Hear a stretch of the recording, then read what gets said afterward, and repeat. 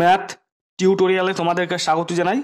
আজকে আমি এই ভিডিওতে তোমাদের ইতিহাস ও ভূগোলের উপর যে 50-50 নম্বরের মডেল অ্যাক্টিভিটি টাস্ক দেওয়া হয়েছে, সেই মডেল অ্যাক্টিভিটি টাস্কের প্রত্যেকটা প্রশ্নের একদম 100% সঠিক উত্তর আমি আলোচনা করব। তাই তোমরা ভিডিওটা প্রথম থেকে শেষ পর্যন্ত দেখতে থাকো। আর ধরে নেওয়া হচ্ছে এটাই তোমাদের শেষ মডেল অ্যাক্টিভিটি টাস্ক, এর উপর ভিত্তি করে কিন্তু তোমাদের ফাইনাল রেজাল্ট তৈরি হবে। তাই তোমরা প্রত্যেকটা প্রশ্নের উত্তর খুব যত্ন সহকারে করতে থাকো, বুঝতে পেরেছো? আর তোমরা যদি কেউ অন্যান্য পার্টগুলো দেখতে চাও বা অন্যান্য বিষয়গুলো দেখতে চাও, তাহলে তার ভিডিও তোমরা ডেসক্রিপশনে পেয়ে যাবে। আমি এই ভিডিওর ডেসক্রিপশনেই তোমাদের দেখবে ফাইনাল মডেল অ্যাক্টিভিটি টাস্ক ব্র্যাকেটে পার্ট 8 বলে দেখবে একটা লিঙ্ক দিয়েছি। সেই লিঙ্কে তোমরা ক্লিক করলেই তোমাদের পার্ট 8-এর মানে যে 50 নম্বরের মডেল অ্যাক্টিভিটি টাস্ক দেওয়া হয়েছে তার প্রত্যেকটা বিষয়ের সমাধান কিন্তু তোমরা পেয়ে যাবে। তো চলো একে একে আমরা তোমাদের যে প্রশ্নগুলো দেওয়া হয়েছে সেগুলো দেখে নেব। প্রথমে আমি তোমাদের ইতিহাস আলোচনা করব, তারপরে তোমাদের দেখাচ্ছি ভূগোল। এই দেখো ভূগোল, তারপরে আমি ভূগোল আলোচনা করব। ঠিক আছে, তো তোমরা ভিডিওটা যত্ন সহকারে দেখতে থাকো। একের দেখো বলেছে ক স্তম্ভের সাথে খ স্তম্ভ মেলাও। মানে এইদিকে দেওয়া আছে ক স্তম্ভ আর এইদিকে দেওয়া আছে খ স্তম্ভ।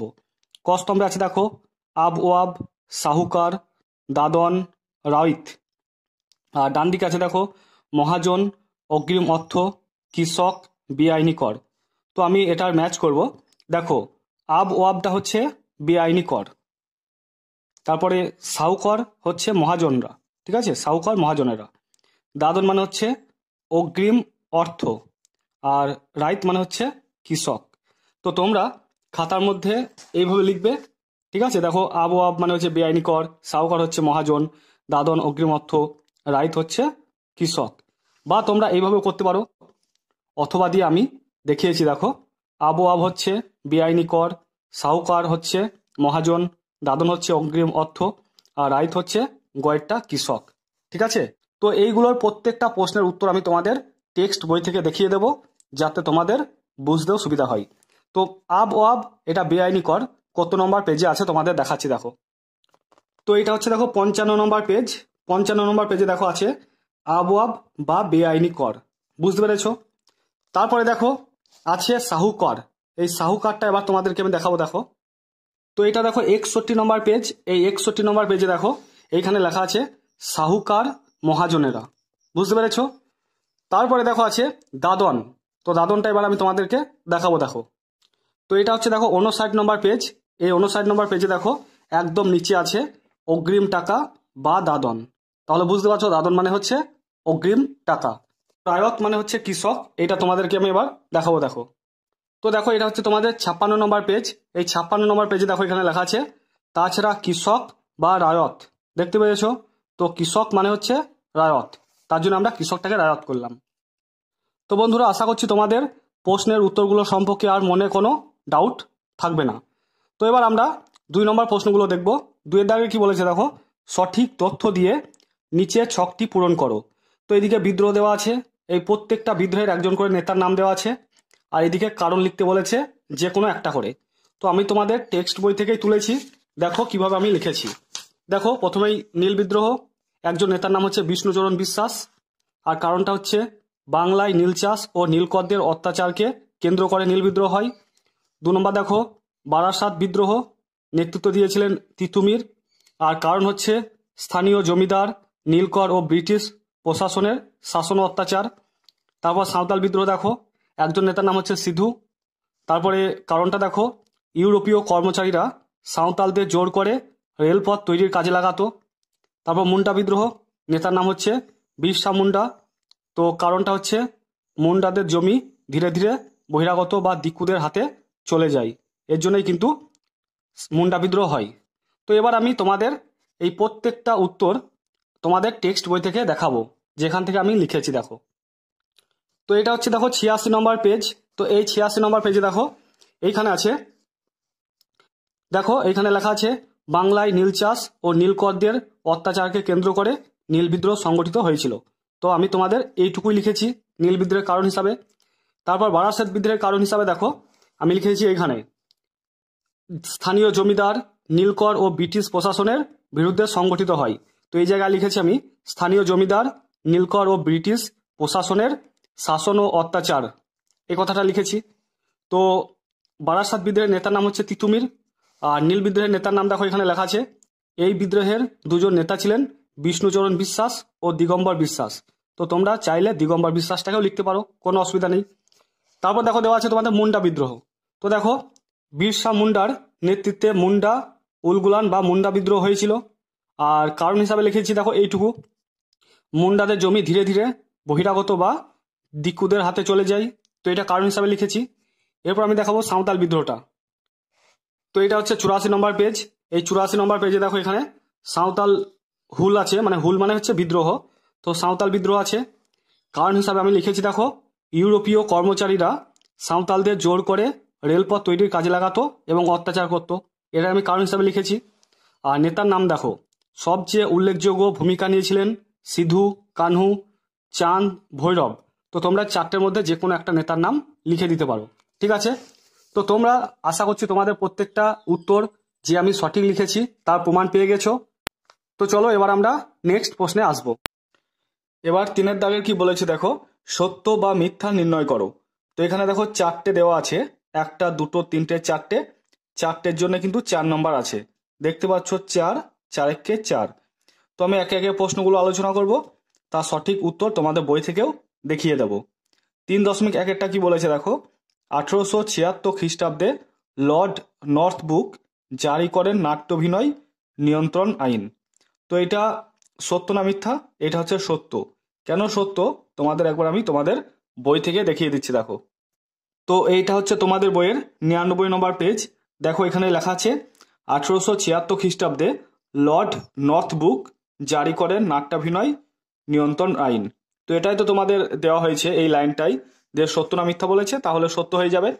এবার দেখো 3.2-এরটা কি বলেছে, 1905 খ্রিস্টাব্দে 16ই অক্টোবর বাংলা বিভাজনের পরিকল্পনা বাস্তবায়িত করা হয়। এটা সত্য না মিথ্যা? এটাও সত্য। কেন সত্য? তো চলো তোমাদেরকে একবার তোমাদের বই থেকে দেখিয়ে দিচ্ছি। দেখো তোমাদের বইয়ের 108 নম্বর পেজ, এইখানে লেখা আছে দেখো, 1905 খ্রিস্টাব্দের 19শে জুলাই সরকারিভাবে বাংলা বিভাজনের পরিকল্পনা ঘোষণা করা হয়। সে বছরই 16ই অক্টোবর ওই পরিকল্পনা বাস্তবায়িত করা হয়। তাহলে বুঝতে পারছো সরকারিভাবে বাংলা বিভাজনের পরিকল্পনাটা কিন্তু 1905 খ্রিস্টাব্দের 16ই অক্টোবর দেখো বাস্তবায়িত করা হচ্ছে। বুঝতে পেরেছো? তার জন্য এটা সত্য হয়ে গেল। তারপরে 3.3-এরটা কি বলেছে দেখো, পাঞ্জাবে লালা লাজপত রায়ের নেতৃত্বে শিবাজি উৎসব চালু হয়। এটা সত্য না মিথ্যা? এটা মিথ্যা। কেন এটা মিথ্যা? তো চলো তোমাদের বই থেকে একবার দেখিয়ে দিচ্ছি। দেখো এটা 105 নম্বর পেজ, এইখানে লেখা আছে দেখো, সেই মতো মহারাষ্ট্রে তিলকের নেতৃত্বে শিবাজি উৎসব চালু হয়। তাহলে মহারাষ্ট্রে আবার তিলকের নেতৃত্বে শিবাজি উৎসব চালু হচ্ছে। আর এইখানে কি দেওয়া ছিল, লালা লাজপত রায়ের নেতৃত্বে দেখো পাঞ্জাবে বলেছে, তার জন্য একদম মিথ্যা হয়ে গেল। এবার দেখো 3.4-টা কি বলেছে, সাঁওতালরা উপনিবেশিক শাসকের শোষণের বিরুদ্ধে বিদ্রোহ করেছিল। এটা তোমাদের কোনো মডেল অ্যাক্টিভিটি টাস্কে দেওয়া হয়নি, এই প্রথম এইখানে দেওয়া হয়েছে। তো এটা সত্য। কেন এটা সত্য তোমাদেরকে একবার আমি তোমাদের টেক্সট বই থেকে দেখিয়ে দিচ্ছি। দেখো দেখো এটা হচ্ছে 84 নম্বর পেজ। এই 84 নম্বর পেজে দেখো এখানে লেখা আছে, সাঁওতাল হুল মানে হচ্ছে সাঁওতাল বিদ্রোহ। উপনিবেশিক শাসক, জমিদার, ইজারাদার ও মহাজনদের শোষণের বিরুদ্ধে কৃষকদের পাশাপাশি বিভিন্ন উপজাতিরা বিদ্রোহ করেছিল। তাহলে বুঝতে পারছো এই সাঁওতাল বিদ্রোহটা উপনিবেশিক শাসকের শোষণের বিরুদ্ধে কিন্তু বিদ্রোহটা হয়েছিল। তার জন্য আমরা একদম সঠিক উত্তর করে দিলাম, ঠিক আছে। এবার আমরা 4-এর দাগেরগুলো দেখে নেব। 4-এর দাগে কি বলেছে দেখো, সঠিক শব্দ বেছে নিয়ে শূন্যস্থান পূরণ করো। 1, 2, 3, 4টে দেওয়া আছে। চারটের জন্য দেখো 4 একে 4 মানে 1 1 করে আছে, সমান 4 নম্বর কিন্তু আছে। তো আমরা একে একে প্রত্যেকটা প্রশ্নের সঠিক উত্তর জেনে নেব, তার সঙ্গে আমি তোমাদের বই থেকেও দেখিয়ে দেব, ঠিক আছে। তো প্রথম প্রশ্নটা কি বলেছে দেখো, প্রথম প্রশ্নটা বলেছে যে 1717 খ্রিস্টাব্দে ড্যাশকে বাংলার নাজিম পদ দেওয়া হয়। মুর্শিদ কুলি খান, না সাদাত খান, না আলিবর্দী খান। তো এই তিনটের মধ্যে কোনটা বসবে এখানে? না সঠিক উত্তর হয়ে যাবে এই মুর্শিদ কুলি খান। কেন মুর্শিদ কুলি খান হবে তোমাদেরকে একবার তোমাদের বই থেকে দেখিয়ে দিই। দেখো এইটা হচ্ছে 15 নম্বর পেজ। এইখানে লেখা আছে দেখো, 1717 খ্রিস্টাব্দে মুর্শিদ কুলিকে বাংলার নাজিম পদ দেওয়া হয়। তাহলে বুঝতে পারছো সঠিক উত্তর হয়ে যাবে বাংলার নাজিম পদ দেওয়া হয় মুর্শিদ কুলি খানকে। তারপরে 4.2 কি বলেছে দেখো, 1722 খ্রিস্টাব্দে ড্যাশ এর নেতৃত্বে অযোধ্যা এবং স্বশাসিত আঞ্চলিক শক্তি হিসাবে গড়ে ওঠে। নিজাম উল মুলক না সাদাত খান না সফদরজং? সঠিক উত্তর হয়ে যাবে সাদাত খান। কেন সাদাত খান সঠিক উত্তর হয়ে যাবে তোমাদেরকে একবার তোমাদের টেক্সট বই থেকে দেখিয়ে দিচ্ছি। দেখো এইটা হচ্ছে 18 নম্বর পেজ। এই 18 নম্বর পেজে দেখো এখানে লেখা আছে 1722 খ্রিস্টাব্দে সাদাত খানের নেতৃত্বে অযোধ্যা একটি স্বশাসিত আঞ্চলিক শক্তি হিসাবে গড়ে ওঠে। তাহলে সঠিক উত্তর হয়ে যাবে সাদাত খান। ঠিক আছে, তো চলো এবার আমরা পরের প্রশ্নটা দেখে নেব। পরের দেখো 4.3 কি বলেছে, 1724 খ্রিস্টাব্দে হায়দ্রাবাদ রাজ্য প্রতিষ্ঠা করেন ফারুকশিয়র না নিজাম উল মুলক না সাদাত খান? সঠিক উত্তর হয়ে যাবে নিজাম উল মুলক। কেন এটা সঠিক উত্তর হয়ে যাবে তোমাদেরকে একবার তোমাদের টেক্সট বই থেকে দেখাচ্ছি। দেখো দেখো 18 নম্বর পেজে আছে, এখানে লেখা আছে দেখো 1724 খ্রিস্টাব্দে হায়দ্রাবাদ রাজ্য প্রতিষ্ঠা করেন। তো কে করেন না, তার আগের লাইনগুলো আমরা পড়ে নেব। দেখো, মুঘল দরবারে একজন শক্তিশালী অভিজাত ছিলেন মীর কামার উদ্দিন খান সিদ্দিকী। সম্রাট অরঙ্গজেব তাকে চিন কুলিজ খান উপাধি দেন। পরে তিনি সম্রাট ফারুকশিয়রের থেকে নিজাম উল মুলক এবং সম্রাট মোহাম্মদ শাহের থেকে আসফ জাহ উপাধি নিয়ে 1724 খ্রিস্টাব্দে হায়দ্রাবাদ রাজ্য প্রতিষ্ঠা করেন।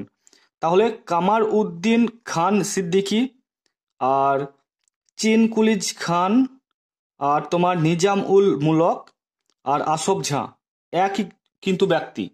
তো অপশনে এইগুলোর মধ্যে শুধুমাত্র নিজাম উল মুলক দেওয়া আছে, তাই আমরা দেখো নিজাম উল মুলকটা সঠিক উত্তর করলাম। যদি তোমাদের নিজাম উল মুলকের পরিবর্তে কামার উদ্দিন খান সিদ্দিকী থাকতো তাহলে আমরা কামার উদ্দিন খান সিদ্দিকীকে লিখতাম, বা যদি চিন কুলিজ খান থাকতো তাহলে আমরা চিন কুলিজ খান লিখতাম। ঠিক আছে, আসল নাম হচ্ছে মীর কামার উদ্দিন খান সিদ্দিকী, তারপরে তার উপাধিগুলো হচ্ছে চিন কুলিজ খান, তারপর হচ্ছে নিজামুল মুলক, তারপরে আসফ জাহ, এইগুলো হচ্ছে সব উপাধি। বুঝতে পেরেছ? তো চলো এবার আমরা পরের প্রশ্নটা দেখে নেব।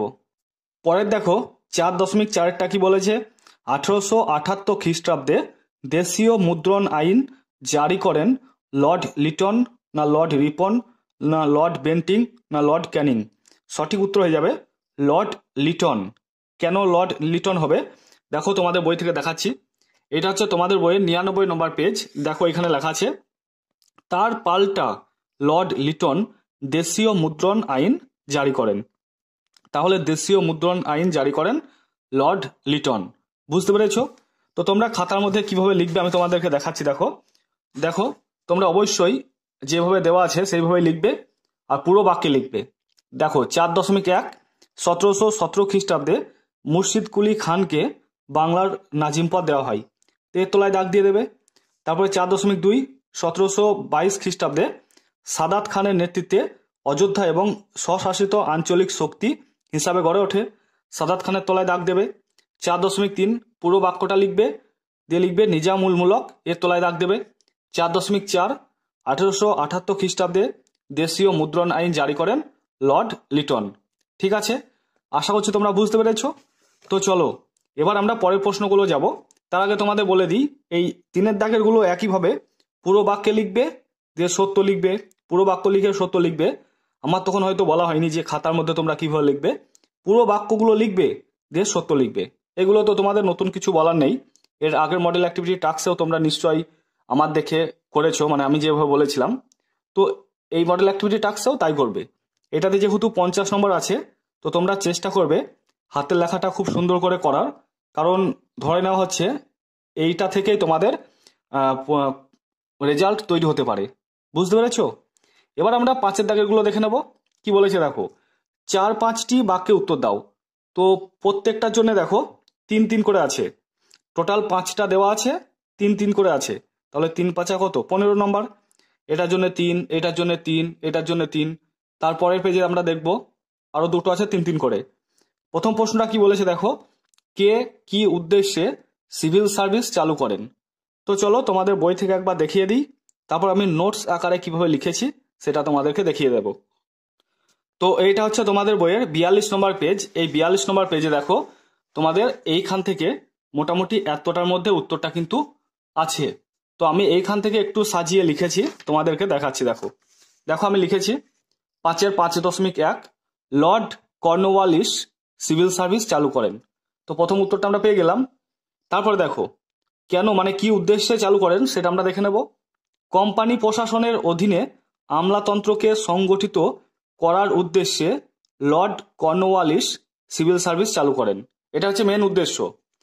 ভারতের ব্রিটিশ প্রশাসনকে দুর্নীতিমুক্ত করার উদ্দেশ্য ছিল কর্নওয়ালিসের। এখানে ব্রিটিশ বানানটা বয়রফলা হস্যি ট্রয় হস্যি, তারপর হবে ব্রিটিশ, ঠিক আছে।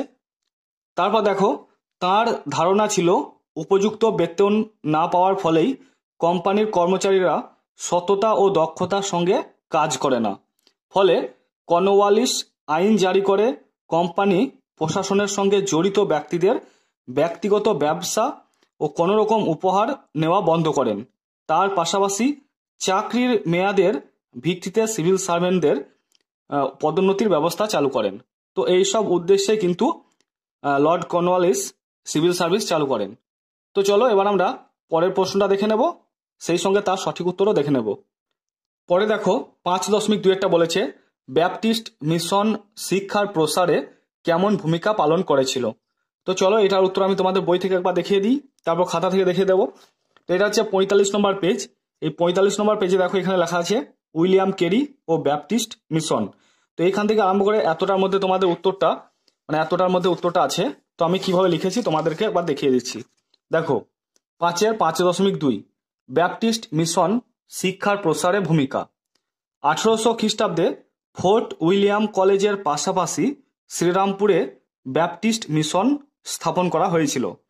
শ্রীরামপুরের মিশনারিরা ব্রিটিশ, আবার ব্রিটিশ বানানটা ভুল হয়ে গেছে, বয়রফলা হস্যি টয় হস্যি তার হবে, ব্রিটিশ কোম্পানির তরফে শিক্ষা বিস্তারের বিভিন্ন উদ্যোগে সামিল হন। নিজেদের মুদ্রণ যন্ত্র বসিয়ে তাঁরা বাংলা ভাষায় বিভিন্ন লেখা ছাপাতে শুরু করেন। শ্রীরামপুরের মিশনারিদের মধ্যে সব থেকে উল্লেখযোগ্য ছিলেন উইলিয়াম কেরি। তিনি ভারতীয় মহাকাব্যগুলিকে একসঙ্গে, যদি তোমাদের মহাকাব্যগুলিকে বানানটা লেখার মতো জায়গা থাকে তাহলে একসঙ্গে লিখে দেবে, আমার এখানে জায়গাটা ছিল না বলে এখানে কে বলে লিখেছি, ইংরেজি ভাষায় অনুবাদ করেন। তাছাড়া বাইবেলের একটি অংশকে বিভিন্ন ভারতীয় ভাষায় অনুবাদ করেছিলেন। এই ব্রিটিশ বানানটা আগের মডেল অ্যাক্টিভিটি টাস্কেও আমি ভুল লিখেছিলাম, তোমরা বলা সত্ত্বেও এটা ভুল হয়ে যায়, মানে এটা অভ্যাসের পরিণত হয়েছে, বয়সী টয় রফালা হস্যি তারুষ। তো স্পেলিংটা হবে বয় রফালা হস্যি টয় হস্যি তারুষ, ঠিক আছে। এবার আমরা পরের প্রশ্নটা দেখে নেব। দেখো 5.3 কি বলেছে, পণ্ডিতা রমাবাই কেন স্মরণীয়। তো চলো এইটার উত্তর আমি তোমাদের বই থেকে একবার দেখিয়ে দেবো, তারপর খাতা থেকে দেখিয়ে দেবো। তো দেখতে পাচ্ছ এটা হচ্ছে 81 নম্বর পেজ। এই 81 নম্বর পেজে দেখো এখানে লেখা আছে নারী শিক্ষা ও পণ্ডিতা রমাবাই। তো এইখান থেকে আরম্ভ করে এতটার মধ্যে কিন্তু উত্তরটা আছে। তো আমি একটু গুছিয়ে লিখেছি নোটস আকারে, তোমাদেরকে দেখাচ্ছি। তো আমি চাইবো আমি যেভাবে লিখেছি তোমরা সেভাবে লিখবে। হেডিং করেছি দেখো পণ্ডিতা রমাবাই। 19 শতকে নারী শিক্ষাকে কেন্দ্র করে বেশ কিছু নারীও উদ্যোগী হয়েছিলেন।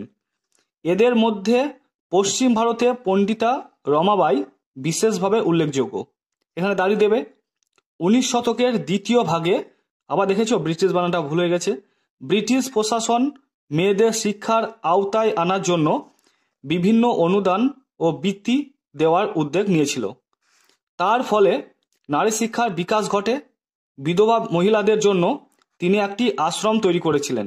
এই সব কারণের জন্য তিনি স্মরণীয় হয়ে আছেন। তাহলে বুঝতে পারছো এখানে যে কাজগুলো করেছেন পণ্ডিতা রমাবাই সেই সম্পর্কে লেখা আছে, দিয়ে লিখেছি আমি শেষে এই সব কারণের জন্য তিনি স্মরণীয় হয়ে আছেন। আশা করছি বুঝতে পেরেছ। তো চলো এবার আমরা পরের প্রশ্নটা তোমাদেরকে দেখাবো। 5.4 কি বলেছে দেখো, ইয়ং বেঙ্গল দলের দুটি সীমাবদ্ধতার উল্লেখ করো। তো এটা তোমাদের বইয়ে সেরকম ভাবে দেওয়া নেই সীমাবদ্ধতা, তো আমি দেখাচ্ছি তোমাদেরকে আমি যেভাবে লিখেছি। 5.4 ইয়ং বেঙ্গল দলের দুটি সীমাবদ্ধতা। 1 নম্বর দেখো, ইয়ং বেঙ্গল আন্দোলনের কোনো গঠনমূলক কর্মসূচি ছিল না। তাদের কিছু চিন্তাধারা ও কর্মসূচি ছিল নেতিবাচক, ফলে তারা তেমন জনসমর্থন পাননি। তো এটা হচ্ছে একটা সীমাবদ্ধতা। আর একটা দেখো, দেশের দুর্দশাগ্রস্ত কৃষক ও শ্রমজীবী মানুষের সমস্যাবলী তাদের কর্মসূচির অন্তর্ভুক্ত হয়নি। তো তোমরা নিশ্চিত এই দুটো পয়েন্ট লিখে দাও, কোনো অসুবিধা নেই, এটা 100% সঠিক উত্তর। ঠিক আছে, তো চলো এবার আমরা 5.5-এরটা দেখে নেব। 5.5-এরটা কি বলেছে দেখো, ইলবার্ট বিলকে নিয়ে কেন বিতর্কের সূচনা হয়েছিল। তো এটা দেখো তোমাদের বইয়ের 98 নম্বর পেজে দেখো, এখানে লেখা আছে টুকরো কথাতে ইলবার্ট বিল বিতর্ক। এইখান থেকে আরম্ভ করে এতটার মধ্যে তোমাদের তো লেখা সম্ভব নয়, তো এইখান থেকে আমি কিছু করে কাট করে লিখেছি, তোমাদেরকে আমি দেখাচ্ছি। দেখো দেখো এখানে লিখেছি আমি ইলবার্ট বিল বিতর্কের কারণ।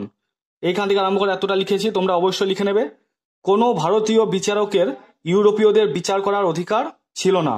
গভর্নর জেনারেল লর্ড রিপনের আইনসভার সদস্য সিপি ইলবার্ট এই বিচার বিভাগীয় ক্ষেত্রেও এই অসাম্য দূর করার চেষ্টা করেন। তার প্রস্তাবিত একটি বিলে ভারতীয় বিচারকদের ইউরোপীয়দের বিচার করার অধিকার দেওয়া হয়, ভারতীয় বিচারকদের ইউরোপীয়দের বিচার করার অধিকার দেওয়া হয়। এই বিলের প্রতিবাদে ইউরোপীয়রা সংগঠিত হয়ে বিদ্রোহ ঘোষণা করে, ফলে ইলবার্ট বিলকে নিয়ে বিতর্কের সূচনা হয়। তো তোমরা অবশ্যই এইটুকু লিখে দাও, এইটুকু একদম সঠিক উত্তর।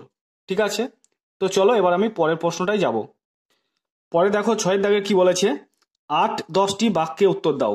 তো এখানে দেখো 1, 2, 3টে দেওয়া আছে, 3টের জন্য কিন্তু 5-5 করে আছে, 5-5-5 মোট 15 নম্বর আছে। প্রথমটা কি বলেছে দেখো, জমি জরিপ ও রাজস্ব নির্ণয়ের ক্ষেত্রে উপনিবেশিক প্রশাসন কি কি পদক্ষেপ নিয়েছিল। তো চলো এটা তোমাদের বই থেকে একবার দেখিয়ে দিই, তারপর আমি খাতার মধ্যে কিভাবে লিখেছি তোমাদেরকে দেখিয়ে দেব। ওকে, তো এটা হচ্ছে তোমাদের বইয়ের 48 নম্বর পেজ। ঠিক আছে, এই 48 নম্বর পেজে দেখো এখানে লেখা আছে জমি জরিপ ও রাজস্ব নির্ণয়। তো এইখান থেকে আরম্ভ করে একদম এই পুরো পাতা, আবার এই পাতা এতটা পর্যন্ত লেখা আছে। তো তোমাদের তো এত লেখা সম্ভব নয়, কারণ তোমাদের 8 থেকে 10টি বাক্য বলেছে, তার থেকে 2-1টা বেশি হলে কোনো অসুবিধা নেই। ঠিক আছে, তো আমি তোমাদের কিভাবে লিখেছি সেটা দেখাবো, দেখো তোমরা। তো যারা নোটসটা নেবে, পিডিএফটা যারা পারচেস করবে, তারা একটু ফলো রাখবে। এখানে আমি একটু টানে টানে 6-এর 6.3 করে দিয়েছিলাম, তো তোমরা কেটে 6.1 করে নেবে। ঠিক আছে, তো এটা 6.1-এর উত্তর হবে, যেটা 6.3 নোটে দেওয়া আছে।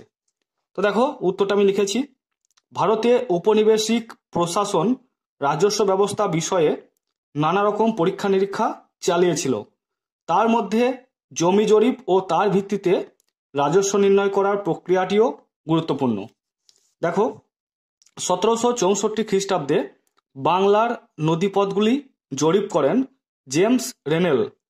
তাকেই 1767 খ্রিস্টাব্দে ব্রিটিশ কোম্পানি ভারতের সার্ভেয়ার জেনারেল বা জরিপ বিভাগের প্রধান হিসাবে নিয়োগ করে। তারপর দেখো বক্সারের যুদ্ধের পর ও দেওয়ানি অধিকার পাওয়ার ফলে ক্রমেই বাংলার জমি জরিপ করে রাজস্ব নির্ণয় বিষয় কোম্পানি তৎপর হয়ে ওঠে। 1770 খ্রিস্টাব্দে মুর্শিদাবাদে কন্ট্রোলিং কাউন্সিল অব রেভিনিউ নামে কমিটি গঠন করা হয়। তাছাড়া অন্য একটি রেভিনিউ বোর্ড গঠন করা হয়, যার নাম কমিটি অব রেভিনিউ। এই কমিটি অব রেভিনিউয়ের নাম পরিবর্তন করে বোর্ড অফ রেভিনিউ করা হয়। এই বোর্ড অফ রেভিনিউ রাজস্ব সংক্রান্ত বিষয় দেখাশোনা করতে থাকে। এছাড়াও 1772 খ্রিস্টাব্দে ইজারাদারি, এখানে ইজারাদারি হবে দয়ে আকার রয়সি, বানাটা ঠিক করে নেবে, হস্যই বর্গীর জয়ে আকার রয় আকার, ইজারা দাড়ি দয় আকার রয়সি, ইজারাদারি ব্যবস্থা। 1790 খ্রিস্টাব্দে 10 সালা বন্দোবস্ত এবং 1793 খ্রিস্টাব্দে চিরস্থায়ী বন্দোবস্ত চালু করা হয়। তো তোমরা অবশ্যই আমি যেটা বললাম সেই উত্তরটা লিখে নেবে। তোমাদের হয়তো মনে হতে পারে অনেকটা বড় হয়ে গেল, দেখো বাক্যগুলো দেখো, এইখান থেকে একটা বাক্য, এইখান থেকে আরম্ভ করে একটা, দুটো, তিনটে, চারটে, এইখান থেকে এতটা, 5টা, তারপর দেখো 6টা, তারপরে 7টা, তারপর 8টা, 9টা, 10টা, মোটামুটি ঠিক আমি 10টা বাক্যের মধ্যে সীমাবদ্ধতা রাখার চেষ্টা করেছি। ঠিক আছে, তো চলো এবার আমি পরের প্রশ্নটাই যাব। 6.2 কি বলেছে দেখো, সম্পদের বহির্গমন বলতে কি বোঝো? তো চলো এই উত্তরটা তোমাদেরকে আমি দেখাচ্ছি। এটা তোমাদের বইয়ের 71 নম্বর পেজ, এইখানে লেখা আছে দেখো, সম্পদের বহির্গমন। তো তোমাদের যে কথাগুলো লিখতে হবে আমি সেগুলো মার্ক করে দিয়েছি, আর সেগুলোই আমি তোমাদেরকে বোঝাচ্ছি, আমি আর খাতা থেকে দেখাচ্ছি না। প্রথমেই তোমরা শুরু করবে, এইখান থেকে লিখতে শুরু করবে।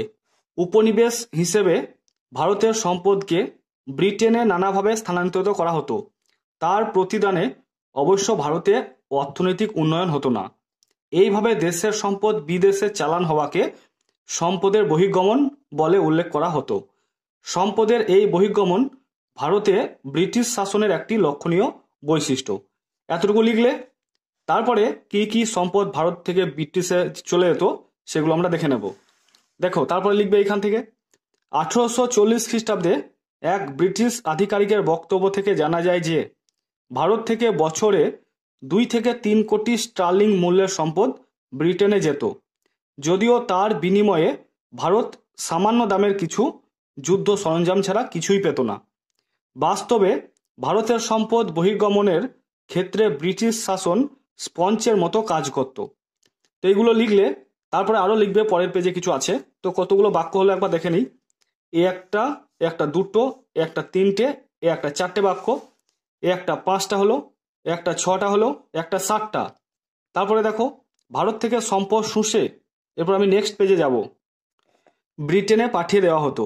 ঊনবিংশ শতকের দ্বিতীয়ার্ধেও সম্পদ নির্গমন চলেছিল।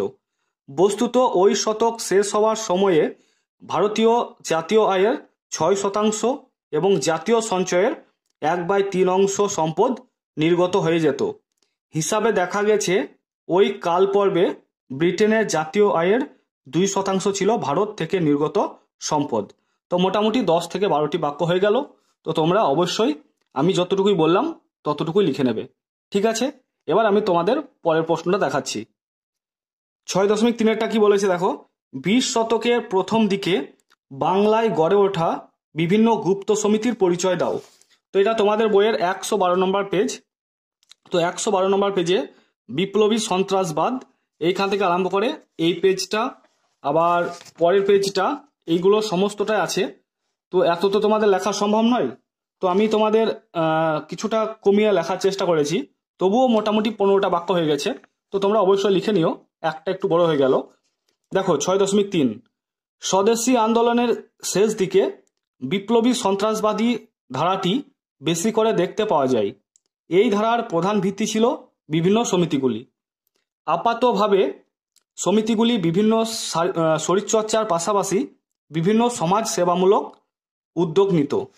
মহারাষ্ট্রের মতো বাংলাতেও শরীরচর্চার প্রতিষ্ঠানগুলিকে কেন্দ্র করেই বিপ্লবী সন্ত্রাসবাদী কার্যকলাপ সংগঠিত হতে শুরু করে। 1902 খ্রিস্টাব্দে কলকাতায় 3টি ও মেদিনীপুরে 1টি দল তৈরি হয়। এগুলির মধ্যে সতীশচন্দ্র বসু প্রতিষ্ঠিত অনুশীলন সমিতি অন্যতম বিখ্যাত প্রতিষ্ঠান। তাহলে এই একটা গুপ্ত সমিতি কিন্তু হলো। অবশ্য এই সমিতিগুলির কার্যকলাপ গোপনে চালানো হতো। 1905 খ্রিস্টাব্দে বঙ্গভঙ্গ বিরোধী আন্দোলনের সময় থেকেই বাংলায় বিভিন্ন অঞ্চলে আরো নতুন নতুন গুপ্ত সমিতি প্রতিষ্ঠিত হতে থাকে। 1906 খ্রিস্টাব্দে পুলিন বিহারী দাসের নেতৃত্বে ঢাকা অনুশীলন সমিতি তৈরি হয়। তাহলে এ একটা গুপ্ত সমিতি, ঠিক আছে? সারা বাংলাব্যাপী বিপ্লবীদের সম্মেলন আয়োজন করা হয়। যুগান্তর পত্রিকা হয়ে ওঠে বাংলায় বিপ্লবী আন্দোলনের মুখপাত্র। অর্থ জোগাড় করার জন্য স্বদেশী ডাকাতির পাশাপাশি বোমা বানানোর উদ্যোগও নেওয়া হতে থাকে। কলকাতায় মানিকতলায় বোমা তৈরির কারখানা বানানো হয়। 1908 খ্রিস্টাব্দের 30 এপ্রিল ক্ষুদিরাম বসু ও প্রফুল্ল চাকি বাংলার প্রেসিডেন্সি ম্যাজিস্ট্রেট কিংসফোর্ডকে মারার উদ্যোগ নেন, কিন্তু কিংসফোর্ডকে মারার উদ্যোগ ব্যর্থ হয়। নানান কারণে তাদের অধিকাংশ কর্মসূচি হয় ধরা পড়ে গিয়েছিল অথবা ব্যর্থ হয়েছিল। তাছাড়া প্রয়োজনের কারণে তাদের কাজকর্ম গুপ্ত হওয়ার ফলে বৃহত্তর সামাজিক আন্দোলনের কর্মসূচি হাজির করতে পারেনি বিপ্লবী সন্ত্রাসবাদ। তো এই প্রশ্নটার উত্তর একটু বড় হয়ে গেল, তোমরা একটু কষ্ট করে লিখে নিও। সবগুলো বাক্যের সংখ্যার সঙ্গে মোটামুটি মিলে গেছে, এটাতে একটু বড় হয়ে গেল, তবু কোনো অসুবিধা নেই, তোমরা অবশ্যই লিখে নিও। প্রথম প্রশ্নটা কি বলেছে দেখো, 1.1 ঠিক জোড়াটি নির্বাচন করো। তো প্রত্যেকটা এমসিকিউ টাইপের, মানে প্রত্যেকটার আন্ডারে 4টে করে অপশন আছে। এইরকম 9টা প্রশ্ন দেওয়া আছে, 9টার জন্য 9 নম্বর আছে। তো এই 4টের মধ্যে কোন জোড়াটা ঠিক? প্রথমে বলেছে দেখো অন্ত কেন্দ্রমণ্ডল পদার্থের তরল অবস্থা। ক্ষয়ে বলেছে দেখো বহিঃকেন্দ্রমণ্ডল পদার্থের ঘনত্ব সর্বাধিক। গয়ে বলেছে অ্যাথনোস্ফিয়ার পরিচলন স্রোতের সৃষ্টি। আর ঘয়ে বলেছে ভূত্বক লোহা ও নিকেলের আধিক্য। সঠিক উত্তর হয়ে যাবে অপশন গ, অ্যাথনোস্ফিয়ার পরিচলন স্রোতের সৃষ্টি। 1.2 কি বলেছে, রকি ও আন্দিজ পর্বতমালায় সৃষ্টি হয়েছে। কতে বলেছে মহাসাগরীয় অপসারী পাত সীমানা বরাবর। ক্ষয় বলেছে মহাসাগরীয় অভিসারী পাত সীমানা বরাবর। গয়ে বলেছে মহাদেশীয় অভিসারী পাত সীমানা বরাবর। ঘয়ে বলেছে মহাসাগরীয় অভিসারী পাত সীমানা বরাবর। সঠিক উত্তর হয়ে যাবে অপশন ঘয়েরটা, মহাসাগরীয় অভিসারী পাত সীমানা বরাবর। তারপর 1.3 কি বলেছে, উত্তর ভারতের স্থলভাগের সীমানা রয়েছে পাকিস্তান ও শ্রীলঙ্কার সঙ্গে, না নেপাল ও ভুটানের সঙ্গে, না বাংলাদেশ ও ভুটানের সঙ্গে, না মায়ানমার ও শ্রীলঙ্কার সঙ্গে। না উত্তর ভারতে স্থলভাগের সীমানা রয়েছে নেপাল ও ভুটানের সঙ্গে। তারপরে 1.4 কি বলেছে দেখো, তো এইগুলো আমরা একবার খাতা থেকে দেখে নিই তোমরা উত্তরগুলো কিভাবে করবে। দেখো উত্তরগুলো অবশ্যই তোমরা পুরো বাক্যে লিখবে, যেমনটা আমি করেছি। 1.1 ঠিক জোড়াটি হলো গ নম্বরে আছে অ্যাথনোস্ফিয়ার পরিচলন স্রোতের সৃষ্টি। 1.2 রকি ও আন্দিজ পর্বতমালার সৃষ্টি হয়েছে মহাসাগরীয় অভিসারী পাত সীমানা বরাবর। তো এটা ঘতে আছে, তোমরা এইভাবে ঘটা উল্লেখ করে দিতে পারো। তারপরে 1.3 দেখো, উত্তর ভারতে স্থলভাগের সীমানা রয়েছে নেপাল ও ভুটানের সঙ্গে। ওকে, এবার 1.4 কি বলেছে দেখো, কর্কটীয় উচ্চচাপ বলয় থেকে নিরক্ষীয় নিম্নচাপ বলয়ের দিকে প্রবাহিত নিয়ত বায়ু হলো দক্ষিণ পূর্ব আয়ন বায়ু, না উত্তর পূর্ব আয়ন বায়ু, না দক্ষিণ পশ্চিমা বায়ু, না উত্তর পশ্চিমা বায়ু। সঠিক উত্তর হয়ে যাবে কয়েকটা উত্তর পূর্ব আয়ন বায়ু। তো এইগুলো কত নম্বর পেজে আছে, কিভাবে উত্তর তোমাদের বইয়ে দেওয়া আছে, আমি সমস্তটাই আলোচনা করেছি পার্ট 4, পার্ট 5 আর পার্ট 6 এর মধ্যে। তো তোমরা এই 3টে পার্ট অবশ্যই চাইলে দেখতে পারো। আর কারো যদি ডাউট না হয় আমি যে উত্তরগুলো আলোচনা করছি, তাহলে তাদের বলছি তোমাদের দেখার কোনো দরকার নেই। আমি যে উত্তরগুলো আলোচনা করছি এগুলো একদম 100% সঠিক উত্তর, তোমরা নিশ্চিত লিখে দিতে পারো। এবার 1.5 কি বলেছে দেখো, ঠিক জোড়াটি নির্বাচন করো। কয়ে আছে বজ্রপাত সহ প্রবল বৃষ্টি সিরাস মেঘে হয়। ক্ষয়ে বলেছে জলীয় বাষ্পের জলকণায় পরিণত হওয়ার প্রক্রিয়া বাষ্পীভবন। গয়ে বলেছে দেখো বৃষ্টিচ্ছায় অঞ্চল পর্বতের প্রতিবাদ ঢাল। ঘয়ে বলেছে ঘূর্ণবাতের কেন্দ্রে সর্বনিম্ন বায়ুচাপ ঘূর্ণবাতের চোখ। সঠিক উত্তর হয়ে যাবে এইখানে হয়ে যাবে ঘয়েরটা, মানে ঘূর্ণবাতের কেন্দ্রে সর্বনিম্ন বায়ুচাপ ঘূর্ণবাতের চোখ। তো তোমরা অবশ্যই পুরো বাক্যে লিখবে যেভাবে আমি দেখালাম। তো চলো এবার আমি পরের প্রশ্নগুলো দেখাবো। পরের দেখো 1.6 কি বলেছে, পৃথিবীর বৃহত্তম মিষ্টি জলের হ্রদ হলো হুরন, ইরি, সুপ্রিয়র, না মিশিগান। সঠিক উত্তর হয়ে যাবে সুপ্রিয়র। 1.7 বলেছে দেখো ঠিক জোড়াটি নির্বাচন করো। নিরক্ষীয় অঞ্চল সূর্যের তীর্যক রশ্মি, নিরক্ষীয় অঞ্চল বায়ুর উচ্চচাপ, মেরু অঞ্চল বায়ুর উচ্চচাপ। ঘয়ে বলেছে দেখো মেরু অঞ্চল সূর্যের লম্ব রশ্মি।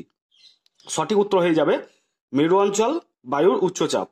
ঠিক আছে, তারপরে দেখো 1.8 কি বলেছে, উত্তর আমেরিকার আলাস্কা যে জলবায়ুর অন্তর্ভুক্ত তা হলো ক্রান্তীয় জলবায়ু, না লরেন্সীয় জলবায়ু, না ভূমধ্যসাগরীয় জলবায়ু, না তুন্দ্রা জলবায়ু। সঠিক উত্তর হয়ে যাবে তুন্দ্রা জলবায়ু। তো আমি অবশ্যই তোমাদের এগুলো বই থেকে দেখিয়ে দিয়েছি, তাই আমি দেখাচ্ছি না। আর এটা 50 নম্বরের, বুঝতে পারছো প্রত্যেকটা বই থেকে দেখাতে লাগলে অনেক সময় লেগে যাবে। 1.9 কি বলেছে, দক্ষিণ আমেরিকার লা পাল্টা নদী অববাহিকায় অবস্থিত বিস্তীর্ণ তৃণভূমি হলো গ্রান্ড চাকো, না পম্পাস, না ল্যানোস, না সেলভা। সঠিক উত্তর হয়ে যাবে পম্পাস। ওকে, এবার আমরা দেখে নেব 2-এর শূন্যস্থানগুলো। তার আগে আমি দেখিয়ে দিই তোমাদের বই মানে খাতা থেকে কিভাবে লিখতে হবে। দেখো লিখেছি 1.7, ঠিক জোড়াটি হলো গয়ে আছে মেরু অঞ্চল, বায়ুর উচ্চচাপ। 1.8 উত্তর আমেরিকার আলাস্কা যে জলবায়ু অঞ্চলের অন্তর্গত তা হলো তুন্দ্রা জলবায়ু। তারপরে 1.9টা দেখো দক্ষিণ আমেরিকার লা পাল্টা নদী অববাহিকায় অবস্থিত বিস্তীর্ণ তৃণভূমি হলো পম্পাস। ঠিক আছে, এবার আমরা দেখে নেব শূন্যস্থানগুলো। কি বলেছে দেখো শূন্যস্থানগুলো 3টে দেওয়া আছে, তোমাদের 3টে করতে হবে, প্রত্যেকটার জন্য 1-1 করে আছে। দেখতে পাচ্ছ 3-1-3। 2.1টা কি বলেছে, উত্তর পশ্চিম ভারতে প্রবাহিত একটি স্থানীয় বায়ু হলো, সঠিক উত্তর হয়ে যাবে লু। তারপর 2.2টা কি বলেছে, কোনো একটি নির্দিষ্ট সময়ে সমপরিমাণ বৃষ্টিপাত যুক্ত স্থানগুলিকে মানচিত্রে সমবর্ষণ রেখার সঙ্গে বা সাহায্যে যুক্ত করা হয়, সমবর্ষণ। ক্লিয়ার? তারপরে দেখো 2.3টা কি বলেছে, দক্ষিণ আমেরিকার আন্দিজ পর্বতের পশ্চিমে অবস্থিত পৃথিবীর অন্যতম শুষ্ক অঞ্চল আটাকামা। ঠিক আছে, আটাকামা মরুভূমি বলে। তো দেখো উত্তরগুলো তোমরা অবশ্যই পুরো বাক্যে লিখবে। দেখো 2.1টা উত্তর পশ্চিম ভারতে প্রবাহিত একটি স্থানীয় বায়ু হলো লু। তারপরে দেখো সমবর্ষণ। তারপরে দেখো আটাকামা, এখানে আটকামা আগের বার লিখেছিলাম, অনেকে বলেছিলে আটাকামা হবে, অবশ্যই আটাকামা হবে, আমার এখানে বানানে ভুল ছিল, তার জন্য আমি ক্ষমা প্রার্থী। তো দেখো উত্তরগুলো তোমরা লিখবে, আর যেগুলো সঠিক উত্তর তার তলায় অবশ্যই দাগ দেবে। তো চলো এবার আমরা 3-এর দাগের গুলো দেখে নেব। 3-এর দাগের কি বলেছে দেখো, বাক্যটি সত্য হলে ঠিক এবং অসত্য হলে ভুল লেখো। 3টে দেওয়া আছে, প্রত্যেকটার জন্য 1-1 করে আছে, 3টের জন্য 3 নম্বর। তো কি বলেছে দেখো 3.1টা, রাত্রিবেলা স্থলভাগ থেকে সমুদ্রের দিকে সমুদ্রবায়ু প্রবাহিত হয়, এটা মিথ্যা। ঠিক আছে, তারপরে 3.2টা কি বলেছে দেখো, আপেক্ষিক আর্দ্রতার সাথে উষ্ণতার সম্পর্ক ব্যস্তানুপাতিক, এটা সত্য। তারপরে দেখো 3.3টা, জুলাই অগাস্ট মাসে আর্জেন্টিনায় গ্রীষ্মকাল বিরাজ করে, এটা হয়ে যাবে মিথ্যা। ঠিক আছে, এটা মিথ্যা হবে। তো তোমরা অবশ্যই পুরো বাক্যে লিখবে। দেখো আমি পুরো বাক্যে লিখেছি, দেখতে পাচ্ছ 3.1, রাত্রিবেলা স্থলভাগ থেকে সমুদ্রের দিকে সমুদ্রবায়ু প্রবাহিত হয়, এটা মিথ্যা। 3.2 দেখো, আপেক্ষিক আর্দ্রতার সাথে উষ্ণতার সম্পর্ক ব্যস্তানুপাতিক, এটা সত্য। 3.3 দেখো, জুলাই আগস্ট মাসে আর্জেন্টিনায় গ্রীষ্মকাল বিরাজ করে, এটা মিথ্যা। ঠিক আছে, এবার আমরা দেখে নেব 4-এর দাগের গুলো। একটি বা দুটি শব্দে উত্তর দাও। তো তোমাদের 3টে করতে হবে, প্রত্যেকটার জন্য 1-1 করে আছে। 4.1টা কি বলেছে দেখো, রিক্টার স্কেলের সাহায্যে কি পরিমাপ করা হয়, এটা তোমাদের একটু ভালো করে বোঝো। এটা পার্ট 4-এ ছিল। পার্ট 4-এ ছিল কিরকম না, ড্যাশ যন্ত্রের সাহায্যে ভূমিকম্পের তীব্রতা মাপা হয়, তীব্রতা মাপা হয়। আর এই 4.3টা ছিল যে ভারতের প্রতিবেশী দেশ ড্যাশ মশলা উৎপাদনে বিখ্যাত। কি ছিল, ভারতের প্রতিবেশী দেশ ড্যাশ মশলা উৎপাদনে বিখ্যাত। এই দুটো তোমাদের পার্ট 4-এ ছিল। এবার গল্পটা কি না, এই প্রশ্নটার উত্তর আমি লিখেছিলাম রিক্টার স্কেল। ঠিক আছে, রিক্টার স্কেল। তো আমাকে অনেক স্টুডেন্ট এত খারাপ খারাপ কমেন্ট করেছে, বলেছে যে এখানে সিসমোগ্রাফ যন্ত্রের সাহায্যে ভূমিকম্পের তীব্রতা মাপা হয়। অনেকে আবার আমাকে বলেছে যে আমি ভূগোলে এমএসসি করেছি, ভূগোলের উপর বিএসসি এমএসসি, তারপর আমি এখন রিসার্চ করেছি, এইখানে সিসমোগ্রাফ যন্ত্র বসবে, সেই কথাটা আমাকে বলেছিল। কিন্তু আমি পিন করে দিয়েছিলাম, মানে কমেন্টটা সব থেকে উপরে দিয়ে বলেছিলাম যে তোমরা রিক্টার স্কেলই লিখবে, কারণ রিক্টার স্কেলই হচ্ছে উত্তর। তো এবার দেখো তোমরা প্রমাণটা হাতে নাতে পাচ্ছ, পার্ট 4 থেকে নিয়েছে এটা। আর দেখো রিক্টার স্কেলের সাহায্যে কি পরিমাপ করা হয়, তাহলে বুঝতে পারছো ভূমিকম্পের তীব্রতা হবে। আর 4.3, ভারতের কোন প্রতিবেশী দেশ মশলা উৎপাদনে বিখ্যাত, পার্ট 4-এ ছিল ভারতের প্রতিবেশী দেশ ড্যাশ মশলা উৎপাদনে বিখ্যাত।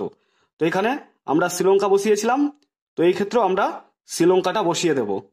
তো এটা কেন আমি রিক্টার স্কেল লিখলাম, আমি কিন্তু উত্তরগুলো তোমাদের বই থেকে লিখে সঠিকটা দেখানোর চেষ্টা করি।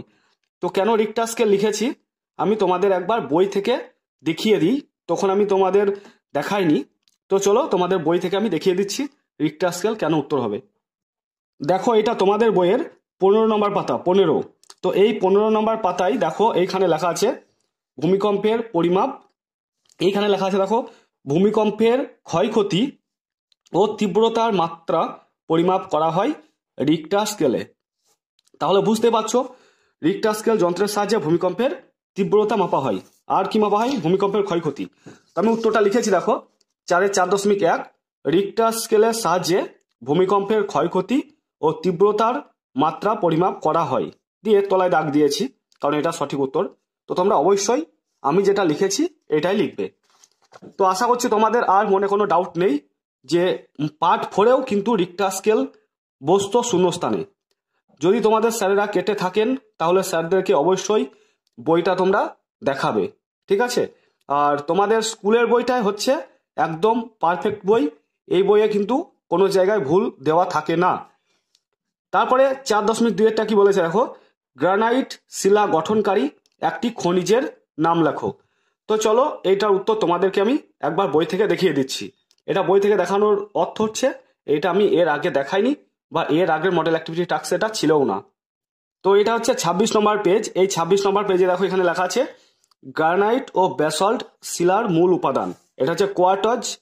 আবার ফেলসপারেও দেখো এখানে লেখা আছে সাদা বা গোলাপি রঙের ফেলসপার গ্রানাইট ও ব্যাসাল্টের অন্যতম প্রধান উপাদান। তাহলে তোমরা উত্তরে কোয়ার্টজ বা ফেলসপার দুটোর মধ্যে যে কোনো একটা লিখতে পারো। দেখো আমি কিভাবে লিখেছি, তোমরা সেইভাবেই লিখবে।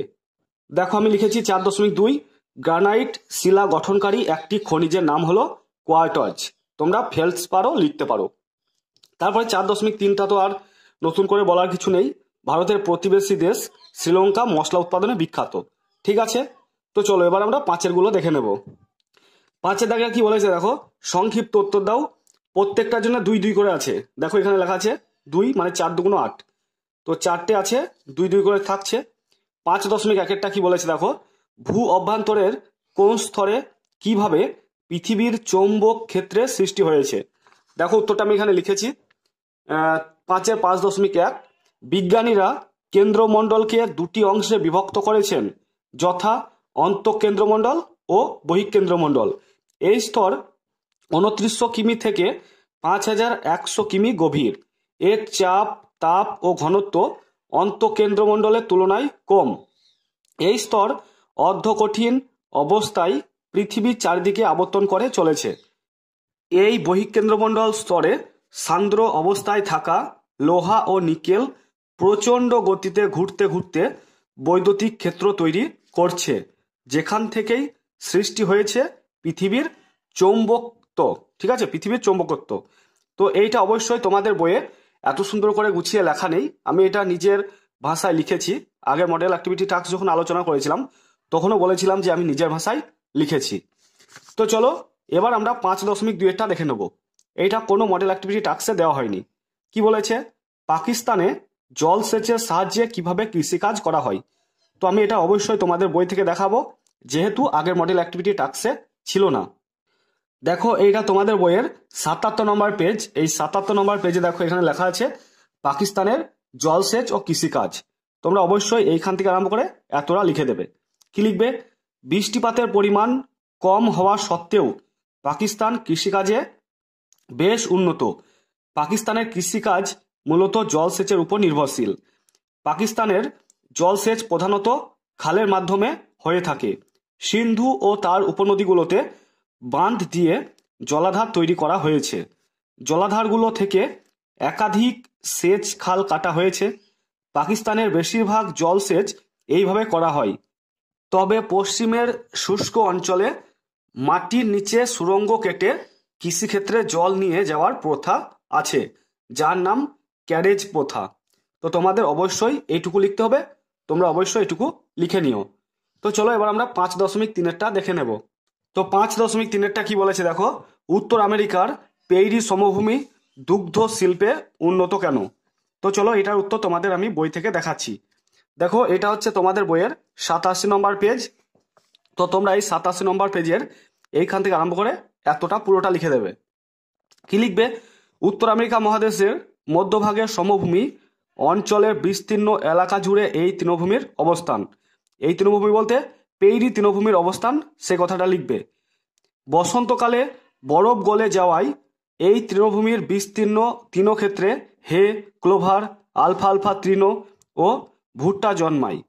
তাই এই তৃণভূমি পশুচারণক্ষেত্র হিসাবে বিখ্যাত। পশুজাত দ্রব্য যেমন দুধ ও দুগ্ধজাত দ্রব্য সংরক্ষণের জন্য এখানে উন্নত মানের হিমাগার গড়ে উঠেছে। এই কারণে এই অঞ্চল দুগ্ধ শিল্পে উন্নত। তাহলে বুঝতে পারছো কেন পেইরি অঞ্চল দুগ্ধ শিল্পে উন্নত। তো তোমাদের অবশ্যই এখান থেকে এতটা লিখবে। আর একটা জিনিস খেয়াল রাখবে, এইখানে এর জায়গায় লিখবে পেইরি। এই তৃণভূমির অবস্থান লিখবে পেইরি তৃণভূমির অবস্থান। ঠিক আছে, এবার আমরা দেখে নেব 5.4টা কি বলেছে। দেখো, সব মেঘ থেকে বৃষ্টি হয় না কেন? তো চলো এইটার উত্তর আমি তোমাদেরকে দেখাচ্ছি। তো সব মেঘ থেকে বৃষ্টি হয় না কেন, তার উত্তরে তোমরা এখান থেকে আরম্ভ করে এতটা লিখবে। কি লিখবে? সব মেঘ থেকে বৃষ্টিপাত হয় না কারণ 1 নম্বর দিয়ে লিখবে মেঘের জলকণার ব্যাস 0.05 মিলিমিটারের বেশি না হলে জলকণাগুলি বৃষ্টিরূপে ঝরে পড়তে পারে না। 2 নম্বর দিয়ে লিখবে মেঘের মধ্যে ভাসমান জলকণাগুলি যতক্ষণ সংযুক্ত না হবে ততক্ষণ বৃষ্টি সৃষ্টি হতে পারবে না। 3 নম্বর দিয়ে লিখবে বায়ুমণ্ডলের আপেক্ষিক আর্দ্রতা 100% না হলে জলীয় বাষ্প ঘনীভূত হবে না, ফলে বৃষ্টিপাতও সৃষ্টি হবে না। তারপরে এই লাইনটা তোমাদের লেখার দরকার নেই। ঠিক আছে, তো চলো এবার আমরা 6 দাগেরগুলো দেখে নেব। কি বলেছে দেখো, নিচের প্রশ্নগুলির উত্তর দাও। তো 3টে আছে, প্রত্যেকটার জন্য দেখো 3 করে আছে। তো 3টের জন্য 3 3 9 নম্বর আছে। প্রথমটা কি বলেছে, অভিসারী পাত সীমানাকে কেন বিনাশকারী পাত সীমানা বলা হয় তা উদাহরণ সহ ব্যাখ্যা করো। তো চলো এইটার উত্তর আমি তোমাদের টেক্সট বই থেকে দেখিয়ে দিচ্ছি। তো এইটা হচ্ছে তোমাদের বইয়ের 8 নম্বর পেজ। এই 8 নম্বর পেজে তোমাদের এইখান থেকে আরম্ভ করে এতটা লিখতে হবে। তো এইখানে উদাহরণও দেওয়া আছে, আর তোমাদের প্রশ্নে বলেছে উদাহরণের সাহায্যে উত্তরটা লিখতে। তো কিভাবে লিখবে আমি বলে দিচ্ছি, আমি যেভাবে বলবো সেভাবে তোমরা লিখবে অনেক সময় দুটো পাত পরস্পরের দিকে অগ্রসর হয় এবং পাতের সংঘর্ষ ঘটে। দুটো পাতের মধ্যে অপেক্ষাকৃত ভারী পাত হালকা পাতের নিচে প্রবেশ করে, এর ফলে নিমজ্জিত পাতটির গলন হয়, সমুদ্রখাত সৃষ্টি হয় ও ভূত্বকের বিনাশ ঘটে। এই অঞ্চলে প্রতিনিয়ত ভূমিকম্প ও অগ্ন্যুৎপাতের ঘটনা দেখা যায়। দুটো পরস্পরমুখী পাত সামুদ্রিক হলে তাদের উপরের পলি ভাঁজ খেয়ে দ্বীপ ও দ্বীপপুঞ্জ সৃষ্টি হয়। প্রশান্ত মহাসাগরের পশ্চিম উপকূল বরাবর জাপান ও সন্নিহিত দ্বীপপুঞ্জ এইভাবে গড়ে উঠেছে। তাহলে উদাহরণটা আমরা পেয়ে গেলাম। আবার দেখো, পাত দুটোর একটি সামুদ্রিক আর একটি মহাদেশীয় হলে মাঝের পলি ভাঁজ খেয়ে ভঙ্গিল পর্বতশ্রেণী সৃষ্টি করে। আমেরিকার পশ্চিম ভাগে রকি ও আন্দিজ পর্বতমালা এইভাবে সৃষ্টি হয়েছে। দেখো উদাহরণ পেয়ে যাচ্ছি আমরা। আবার পাত দুটো মহাদেশীয় হলে সংঘর্ষের ফলে মাঝের সংকীর্ণ সমুদ্রের পলি ভাঁজ খেয়ে ভঙ্গিল পর্বতের সৃষ্টি হয়। এইভাবে ইউরেশীয় ও ভারতীয় এই দুই মহাদেশীয় পাতের মাঝের টেথিস সাগরের পলি ভাঁজ খেয়ে হিমালয় পর্বতের সৃষ্টি হয়েছে। তাহলে উদাহরণগুলো পাচ্ছি। আবার কেন বিনাশকারী সেগুলো আমরা উপরে দেখে নিলাম। দিয়ে লিখবে এই ধরনের পরস্পরমুখী অভিসারী পাত সীমানাকে বিনাশকারী পাত সীমানা বলা হয়। তো লিখবে এই ধরনের পরস্পরমুখী, অভিসারী কথাটা এখানে লিখে দেবে। অভিসারী পাত সীমানাকে বিনাশকারী পাত সীমানা বলে। ঠিক আছে, অভিসারীটা জাস্ট এই পরস্পরমুখী অভিসারী কথাটা এখানে লিখে দেবে। আশা করছি তোমরা বুঝতে পেরেছ। তো তোমরা নিশ্চিত এই উত্তরটা লিখে নাও। তো চলো এবার আমরা পরের প্রশ্নটা দেখে নেব। দেখো পরের 6.3টা কি বলেছে, পম্পাস অঞ্চলকে দক্ষিণ আমেরিকার শস্য ভাণ্ডার বলা হয় কেন? দেখো উত্তরটা আমি তোমাদের বই থেকে একটু গুছিয়ে লিখেছি। 6.2 আমাজন অববাহিকায় সারা বছর প্রচুর বৃষ্টিপাত হয়। বার্ষিক গড় বৃষ্টিপাতের পরিমাণ 250 সেমি থেকে 300 সেমি, কোনো কোনো স্থানে প্রায় 1000 সেমিরও বেশি বৃষ্টিপাত হয়। এখানে ঘন চিরহরিৎ গাছের বনভূমি ক্রান্তীয় বৃষ্টি অরণ্য নামে পরিচিত। এখানকার গাছগুলোর পাতা বড়, শক্ত ও গাছগুলো ঘন সন্নিবিষ্ট হওয়ায় অরণ্যের তলদেশে আলো পৌঁছাতে পারে না। এছাড়াও এখানে প্রচুর পরিমাণে লতানো গাছ জন্মায়। সূর্যের আলো পৌঁছাতে না পারায় এই অরণ্যের তলদেশে স্যাঁতসেঁতে ও দুর্গম প্রকৃতির। ঠিক আছে, অবশ্যই তোমরা আমি যে উত্তরটা লিখেছি এটাই লিখে নেবে। তোমরা চাইলে অবশ্যই স্ক্রিনশট নিতে পারো, তো তোমরা স্ক্রিনশটটা নিয়ে নাও। তো চলো এবার আমরা পরের প্রশ্নটা দেখে নেব। পরের দেখো 6.3-এরটা কি বলেছে, পম্পাস অঞ্চলকে দক্ষিণ আমেরিকার শস্য ভাণ্ডার বলা হয় কেন? তো চলো এটার উত্তর আমি তোমাদের বই থেকে দেখাচ্ছি। তো এইটা হচ্ছে তোমাদের বইয়ের 106 নম্বর পেজ। এই 106 নম্বর পেজে দেখো এইখানে লেখা আছে যে পম্পাস অঞ্চল দক্ষিণ আমেরিকার শস্য ভাণ্ডার। তো কেন বলা হয় তোমরা অবশ্যই খাতার মধ্যে পয়েন্ট করবে 6.3 দিয়ে লিখবে, কৃষিকাজে দক্ষিণ আমেরিকার পম্পাস অঞ্চল বেশ উন্নত। এখানকার নদী গঠিত উর্বর পল্লীমৃত্তিকা, পরিমিত বৃষ্টিপাত কৃষিকাজের পক্ষে অনুকূল। এখানকার প্রধান কৃষিজ ফসল হলো গম। আর্জেন্টিনায় এত বেশি পরিমাণে গম উৎপন্ন হয় যে এই দেশ পৃথিবীর শ্রেষ্ঠ গম রপ্তানিকারক দেশে পরিণত হয়েছে। গম ছাড়াও এখানে ভুট্টা, বার্লি, আখ, তুলা, নানা রকম ফল, শাকসবজি প্রচুর পরিমাণে উৎপন্ন হয়। অত্যাধুনিক যন্ত্রপাতির ব্যবহার এবং উন্নত প্রথার এখানে কৃষিকাজ করায় উৎপাদনের পরিমাণ বেশি। তাই পম্পাস অঞ্চলকে দক্ষিণ আমেরিকার শস্য ভাণ্ডার বলা হয়। তো এই লাইনটা না লিখে তোমরা এই লাইনটা লিখে দেবে। তো কেন দক্ষিণ আমেরিকার শস্য ভাণ্ডার বুঝতে পারছো, প্রচুর পরিমাণে গম উৎপন্ন হচ্ছে, এছাড়াও ভুট্টা, বার্লি, আখ, তুলা, নানা রকম ফল, শাকসবজি এগুলো প্রচুর পরিমাণে উৎপন্ন হচ্ছে কিন্তু। তো তোমরা অবশ্যই লিখে নেবে। তো চলো এবার আমরা পরের প্রশ্নটা দেখে নেব। পরের দেখো 7-এর প্রশ্নগুলো কি বলেছে। 7.1-এরটা বলেছে যে উদাহরণ সহ উৎপত্তি অনুসারে আগ্নেয় শিলার শ্রেণী বিভাগ করো। এটার জন্য দেখো 5 আছে, তো এখানে 3টে দেওয়া আছে, প্রত্যেকটার জন্য 5-5 করে আছে, মোট 15 নম্বর আছে। দেখো উত্তরটা আমি খাতার মধ্যে লিখেছি, এইভাবে তোমাদের বইয়ে দেওয়া নেই, আমি নিজের ভাষায় ছক করে করেছি। দেখো 7.1 উৎপত্তি অনুসারে আগ্নেয় শিলাকে দুভাগে ভাগ করা হয়, যথা নিঃসারী আগ্নেয় শিলা ও উদ্বেধী আগ্নেয় শিলা। এই উদ্বেধী আগ্নেয় শিলাকে আবার দুভাগে ভাগ করা হয়, যথা উপপাতালিক ও পাতালিক শিলা। তো আগ্নেয় শিলা সম্পর্কে আমরা দেখে নেব। তো আগ্নেয় শিলা দুটো ভাগ, নিঃসারী আগ্নেয় শিলা আর উদ্বেধী আগ্নেয় শিলা। তো এর উদাহরণ হচ্ছে ব্যাসল্ট, এর উদাহরণ হচ্ছে গ্রানাইট। তারপর এর আবার দুটো ভাগ, উপপাতালিক শিলা আর পাতালিক শিলা। তো এর উদাহরণ হচ্ছে দেখো ডোলেরাইট, আর এর উদাহরণ হচ্ছে গ্রানাইট। তো তোমরা অবশ্যই এতটুকুই লিখে নেবে, ঠিক আছে, বিশেষ কিছু তো বলেনি, বলেছে যে উদাহরণ সহ উৎপত্তি অনুসারে আগ্নেয় শিলা শ্রেণী বিভাগ করো। তো এটার জন্য 5 দিয়েছে। যদি বলতো যে উদাহরণ সহ উৎপত্তি অনুসারে আগ্নেয় শিলার শ্রেণী বিভাগ করে প্রত্যেকটা বিভাগের সংজ্ঞা লেখো, তাহলে তোমাদের কাকে বলে গুলো লিখতে হতো। তো এখানে সংজ্ঞা বা কাকে বলে কিছু লিখতে বলেনি, তো আমরা এইভাবেই খাতার মধ্যে কিন্তু ছকের মাধ্যমে করে দেখিয়ে দেবো। উদাহরণগুলো তো আমি দিয়েছি, আবার ভাগগুলো করে দিলাম, ঠিক আছে। এবার 7.2-এরটা কি বলেছে দেখো, বায়ুচাপ বলয়গুলির অবস্থান পরিবর্তন দুই গোলার্ধের 30 ডিগ্রি থেকে 40 ডিগ্রি অক্ষরেখার মাঝে স্থানগুলির জলবায়ুর উপর বিশেষ প্রভাব ফেলে। উপযুক্ত উদাহরণ সহ বিষয়টির ব্যাখ্যা করো। তো চলো এটার উত্তর আমি তোমাদের বই থেকে দেখিয়ে দিচ্ছি। তো দেখো এটা তোমাদের বইয়ের 38 নম্বর পেজ। এই 38 নম্বর পেজে দেখো এইখানে লেখা আছে বায়ুচাপগুলোর যে 30 ডিগ্রি থেকে 40 ডিগ্রি জলবায়ুর উপর বিশেষ প্রভাব ফেলে, তোমাদের এইটুকু তো লিখতে হবে। আর উদাহরণ সহ বলেছে, তো তোমাদের এইটুকু লিখতে হবে, আবার এইটুকু কিন্তু লিখতে হবে। তো দেখো এখানে লেখা আছে বায়ুচাপ বলয়গুলোর অবস্থান পরিবর্তন দুই গোলার্ধে 30 ডিগ্রি থেকে 40 ডিগ্রি অক্ষরেখার মাঝের স্থানগুলোর জলবায়ুর উপর বিশেষ প্রভাব ফেলে। এই অঞ্চলগুলো গ্রীষ্মকালে আয়ন বায়ু, আবার শীতকালে পশ্চিমা বায়ুর দ্বারা বিশেষভাবে প্রভাবিত হয়। এবার আমরা উদাহরণ সহ লিখব, এগুলো লিখব। সূর্যের উত্তরায়ণের সময় কর্কটীয় উচ্চচাপ বলয়টি উত্তর দিকে সরে যায়, ফলে গ্রীষ্মকালে স্থলভাগ থেকে আগত উত্তর পূর্ব আয়ন বায়ুর প্রভাবে ভূমধ্যসাগরের সন্নিহিত দেশগুলোতে বৃষ্টিপাত প্রায় হয় না।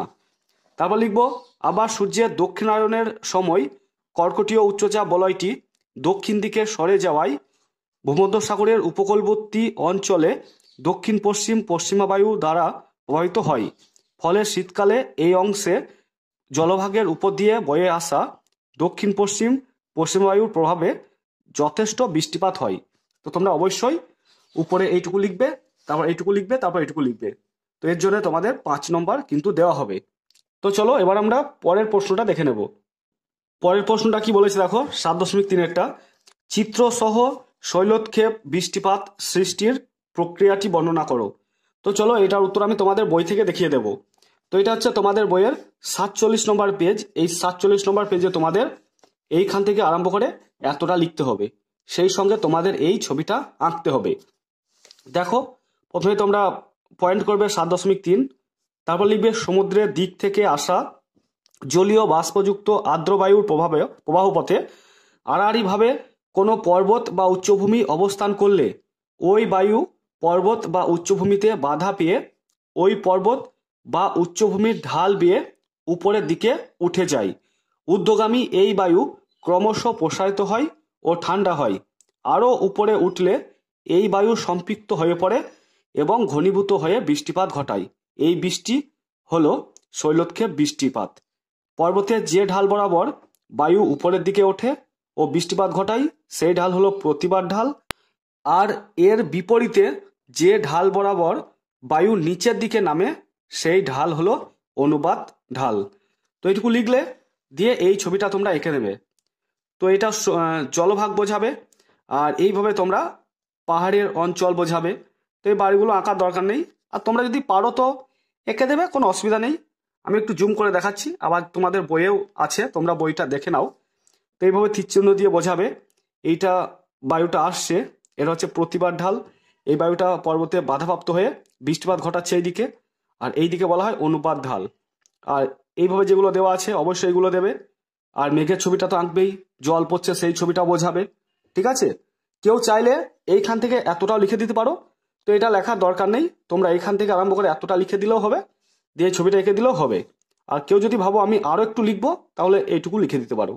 ঠিক আছে, তো বন্ধুরা আশা করছি তোমরা প্রত্যেকটা প্রশ্নের একদম সঠিক উত্তর পেয়ে গেছো। তো ভিডিওটা তোমাদের নিশ্চয়ই ভালো লেগেছে, আর ভিডিওটা ভালো লেগে থাকলে অবশ্যই ভিডিওটাকে লাইক করো, আর চ্যানেলটাতে নতুন এসে থাকলে অবশ্যই চ্যানেলটাকে সাবস্ক্রাইব করে দিয়ে পাশে থাকা বেল আইকনটিকে ক্লিক করে রেখো। তো তোমরা সবাই ভালো থাকো, সুস্থ থেকো, থ্যাংক ইউ।